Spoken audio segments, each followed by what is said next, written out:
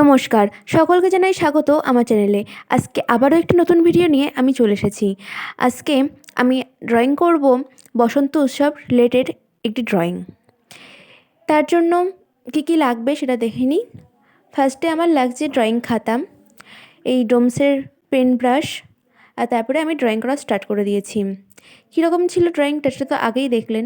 তার জন্য যে নিচের পার্টটা করার জন্য ফার্স্টে হলুদ কালার, লাল কালার, তারপরে যে নীল কালারটা এইভাবে আমি টান দিচ্ছি রঙগুলোকে একের পর এক। এরপরে সবুজ, যে কচি কলা পাতা কালারটা হয় সেই সবুজ কালারটা, এরপরে ডিপ সবুজ কালারটা টান দেওয়া হচ্ছে। এইভাবে একের পর এক রঙগুলো টান দিয়ে যাচ্ছি। তারপরে রানী কালারটাও টান দিলাম। দিয়ে এবার যেখানে যেখানে সাদা সাদা জায়গাগুলো ফাঁকা রয়েছে সেখানেও সবকটা রঙ দিয়ে ভরাট করে নেব। আস্তে আস্তে সবকটা রঙ ভরাট করা হয়ে গেল। এই যে এখন কমলা রঙটাও দেওয়া হচ্ছে। দেওয়ার পরে এই যে তুলি নিলাম, এই চওড়া যে চ্যাপ্টা তুলিগুলো হয় সেই তুলিটা একটু ভিজিয়ে নিয়ে এই সবকটা রঙ ভালো করে মিশিয়ে নিতে হবে। তারপর মনে হলো যে ওখানে নীল রঙটা ঠিক সেরকমটা ভালো লাগছে না, তাই তো আমি ওখানে হলুদ রঙটা দিয়ে দিলাম। এটা দিয়ে ভালো করে সবকটা রঙ মিশিয়ে নিলাম। নেওয়ার পরে ওপরে আমি একটা ডাল করছিলাম, যেটা পলাশ ফুল গাছের ডাল করছি একটা।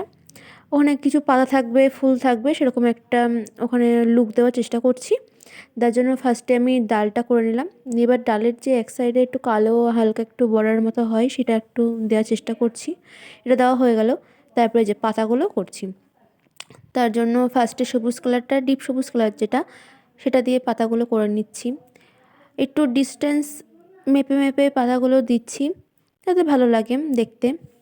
তো এই পাতাগুলো দেওয়া হয়ে যাবে।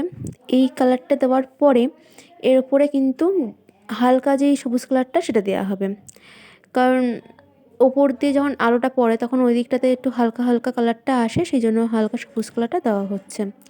এই সব কটাতেই দিতে হবে। আর একটু খেয়াল রাখতে হবে যে আলোটা ঠিক কোন দিক দিয়ে আসে।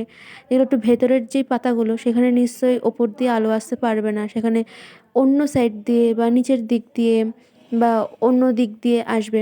এবার পাতাগুলো একদম যে মাঝখানের যে পাতাগুলো সেখানে একটু কালো রঙ দিলাম, কারণ সেখানে তো আলো পৌঁছাতে পারে না, তাই ওটা অন্ধকার অন্ধকার থাকে, তাই তখন কালো রঙ একটু হালকা করে দিয়ে দিয়েছি। এটা হয়ে যাওয়ার পরে এখানে পলাশ ফুল দেখানোর জন্য ওই কমলা কালারের পেনটা দিয়ে একটু পলাশ ফুলের মতো কমলা কমলা কালারগুলো দিয়েছি। এটা হয়ে যাওয়ার পরে মনে হলো যে পাতা একটু কম কম হয়ে গেল, তাই তো একটু বেশি পরিমাণের পাতা দিয়ে দিয়েছি। আর সেমভাবে একটু মানে বেশি বেশি করেই পাতাগুলো দিলাম। দেওয়ার পর আবার একটু হলুদ রঙও দিয়ে দিয়েছি, ভালো লাগে তার জন্য। আর তারপরে আবার একটু পলাশ ফুল অ্যাড করে দিলাম যাতে গাছটা পুরো ভরাট ভরাট লাগে, তাতে কি মানে ফুটে উঠবে।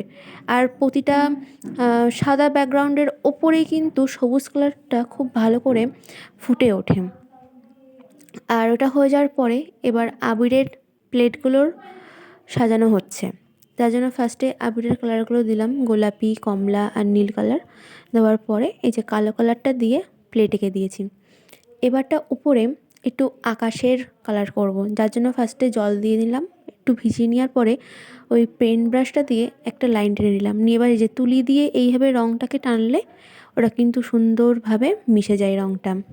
আর শুকিয়ে যাওয়ার পরে কালারটা যখন একটু লাইট হয়ে আসে তখন খুব সুন্দর লাগে। তো এই যে ভালোভাবে কালারটা মিশিয়ে নিচ্ছি, যেখানে যেখানে সাদা আছে সেখানে সেখানে একটু ওই আকাশ কালারটা দেওয়ার চেষ্টা করছি।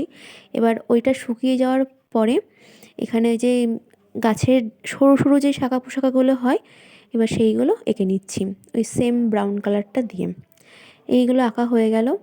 এবারটা মনে হচ্ছে যে আর কোথায় কোথায় দেবো, তার জন্য একটু সামান্য একটু দিয়ে নিলাম। তো এইভাবে আমার তো এই সিনারিটা কমপ্লিট হয়ে গেল। তারপরে এবার এই যে বসন্ত উৎসব এটা লিখছি। বসন্তটা লিখেছি এই রানী কালারের পেনটা দিয়ে, আর উৎসবটা লিখছি এই আকাশি কালারের পেনটা দিয়ে। এইভাবে বসন্ত উৎসবটা লিখলাম। এই একটা ফন্টে রাখার চেষ্টা করেছি।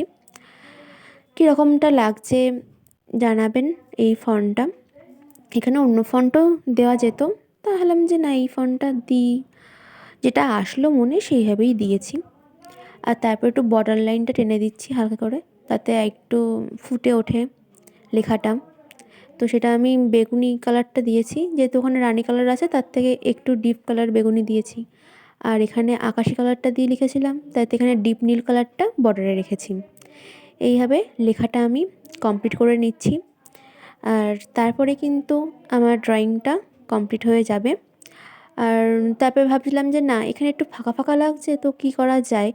তার জন্য ওই যে তুলিটা দিয়ে একটু জলের ফোঁটা দিয়ে দিলাম। দেওয়ার পরে এই যে পেন ব্রাশগুলো দিয়ে একটু একটু করে ফোঁটা দিলে কিন্তু এখানে একটা এই যে আবির ছুঁড়ে মেরেছে এরকম টাইপের একটা লুক চলে আসে। তো বিভিন্ন কালারের রঙগুলো দিয়ে এখানে দিয়ে দিচ্ছিলাম, এর জন্য বেশ ভালোও লাগছিলো দেখতে।